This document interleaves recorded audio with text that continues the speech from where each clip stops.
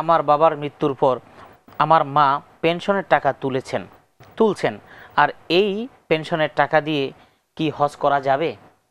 পেনশনের যে টাকাটা সেটা তুলেছেন, এখন এই পেনশনের টাকা দিয়ে হজ করা যাবে কিনা?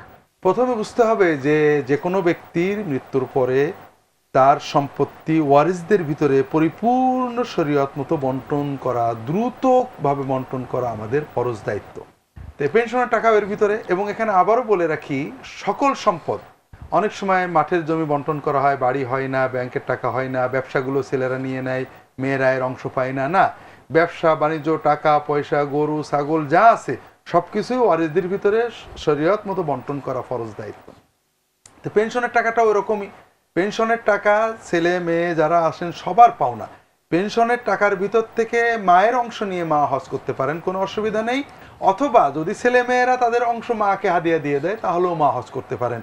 তা না হলে পেনশনের টাকা ছেলে মেয়েদেরকে অন্তত বলে দেয় যে তোমাদের এই টাকা তোমাদের পাওনা আছে, তোমরা নিতে পারো বা আমাকে দাও, আমি হজ করে আসি। এটা ছাড়া তাদের টাকা তাদেরকে অনুমতি না নিয়ে হজে যাওয়া ঠিক হবে না।